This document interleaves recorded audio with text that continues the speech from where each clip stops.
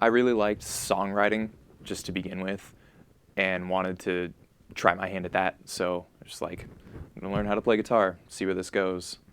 Just try to write some songs, I guess.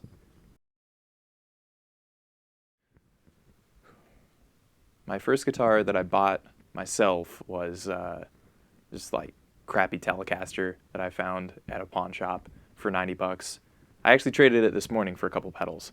Uh, but yeah, I mean, it got the job done. It didn't sound that great, but after I got it set up properly, it was like, I don't know, it sounded fine, I guess, for a first guitar.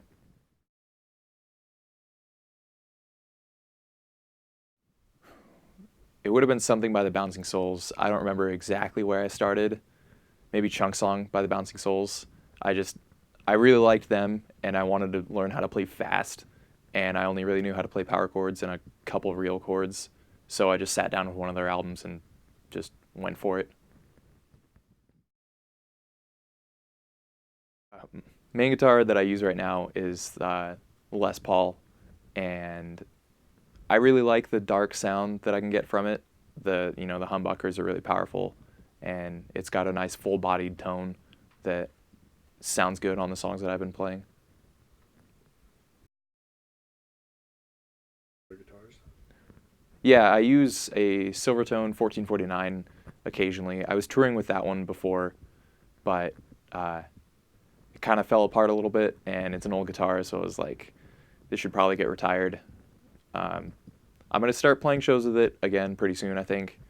Probably, resurrect it, but for the most part, I've just been songwriting on it at home.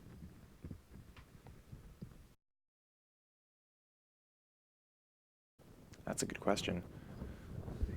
Um, from the new record, there's a song called Dandelion Bed that I really like. That probably embodies like everything that I wanted to do. Um, we stopped playing it live, but we still play it every once in a while, I guess.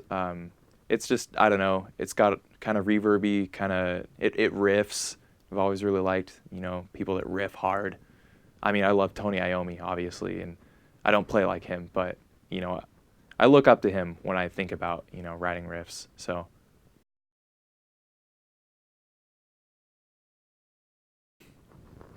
I used to do a lot of finger tapping. Like that was, I thought that was the coolest thing when I started this band, and I was like, I just want to tap all day. And my friends gave me a lot of shit for it, but I was like, whatever, it's cool. I don't really do it anymore, um, but that was like my thing. Just thought it was the neatest thing, and then it turned into like walls of feedback. I just love feeding back a ton between songs, which I don't know if people are into that. I'm into it because I don't know. I like noisy stuff, but those two things are like probably something I should do less, but I don't know. I think it's cool.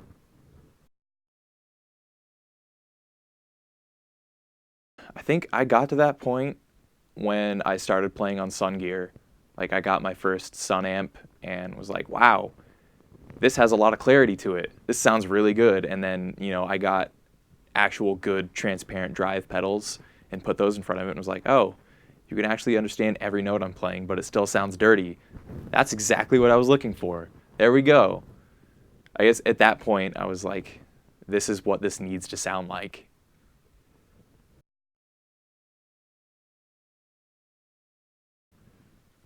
Oh man.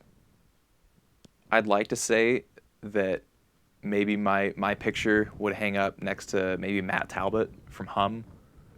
Um, so listening to that band, I think that he and I probably think or thought similarly about a lot of different things because they're kind of like they're I mean their sound is heavy, but it's not like aggressive, and like he's still just like singing songs about like space and girls, so which I can relate to, you know, but somewhere around there I'd hope, but in reality my picture probably won't ever get hung up anywhere, but if it did, it'd probably be next to Jay Mascis because apparently I sound like that dude.